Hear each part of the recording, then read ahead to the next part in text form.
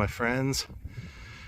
This intersection is, well, it's one of the most life-changing intersections in history. You see on that sign it says Buddy. Made our way out to Clear Lake, Iowa, and today we're gonna kind of take you for a walk out to the crash site. But I noticed a couple of things have changed since I was here last. Everybody used to always be parked right up and down this road. Anytime I've ever been out here, people are parked out here. They created a parking space, or a parking lot, dedicated to Don McLean. Pretty much just catty corner across the street. They have, you can notice up here on this pole, there's a guitar with, I believe, a camera up there. And I think we heard a little bit of music playing too, but here they dedicated this to Don McLean and also left a cooler for people that need free water. How cool is that? Makes it a whole lot safer coming out here now. We also noticed over here that they actually, you can buy a Don McLean shirt. They have a donation box. Decided to make an impromptu stop at one of our favorite places, of course. The crash site of Buddy Holly, Richie Valens, and the Big Bopper.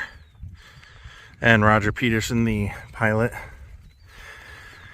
We've been out here together before. Katie and I have been out here. We love this, their music and paying respects.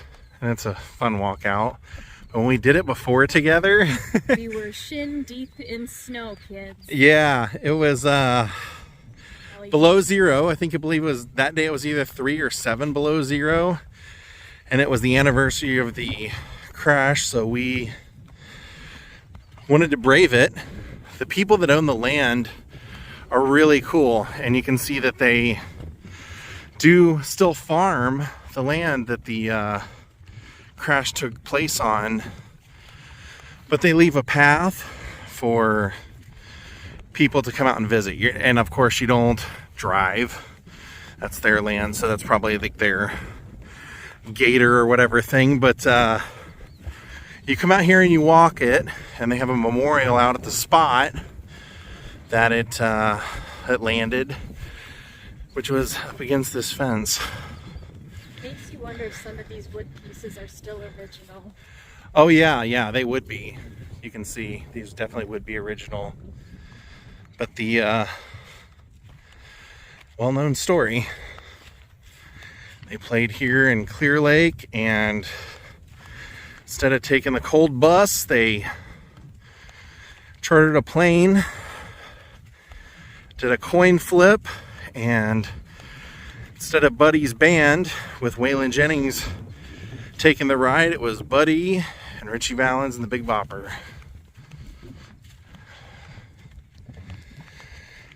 Kind of figured I would just do this in real time for those of you that have never been out here.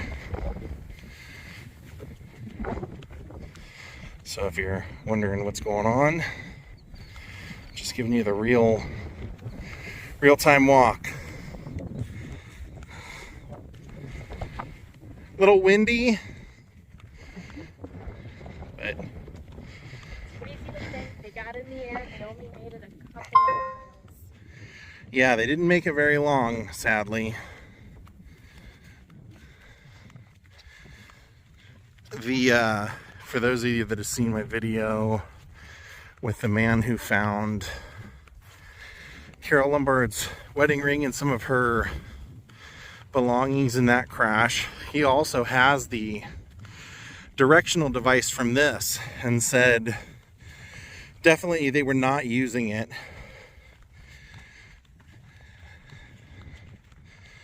The thought was always that the pilot, since he was so young, he was just not familiar with this type of plane and misread the instruments.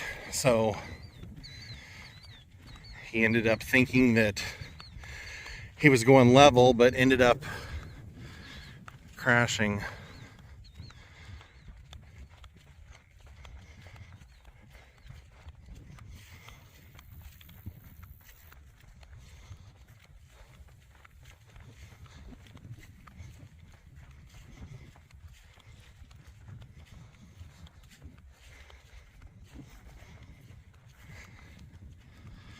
To think of what could have been.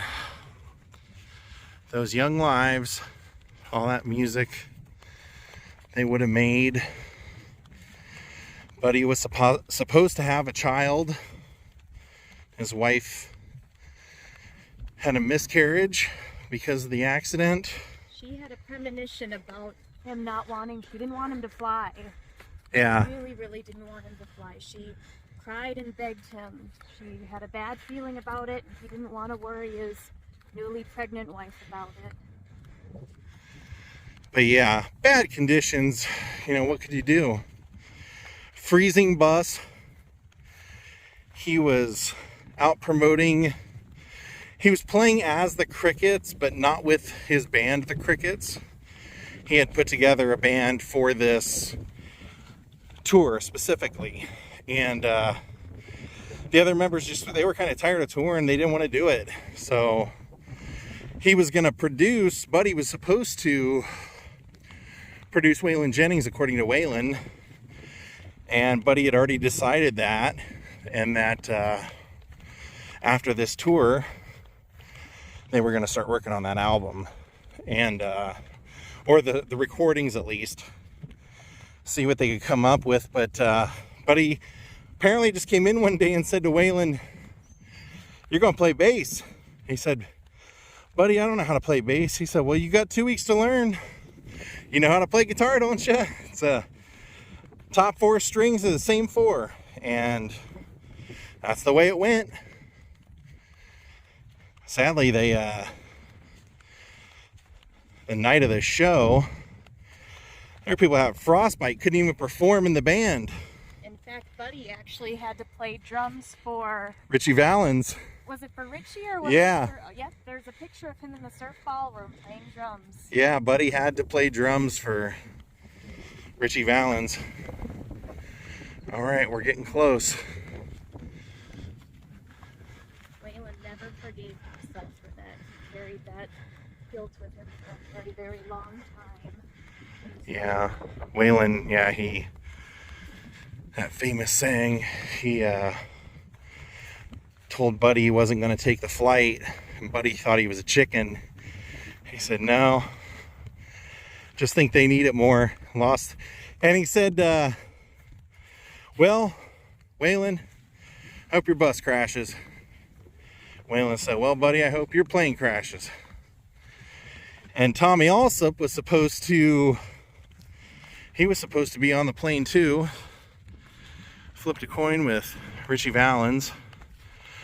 That's kind of disputed by Dion. Dion claims it was him, but everybody I've talked to, family members, they all think that Dion's story is not accurate and it's not true.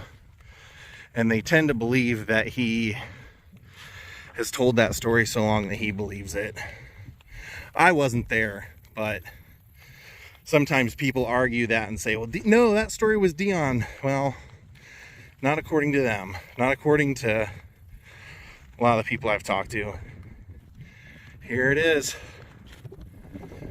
The memorial and the marker for where that plane was crashed right up there against what was the fence line.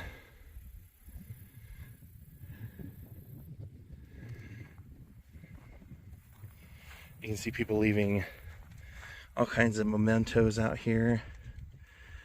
The inexperienced pilot, Roger Peterson. And then all 3 recording artists.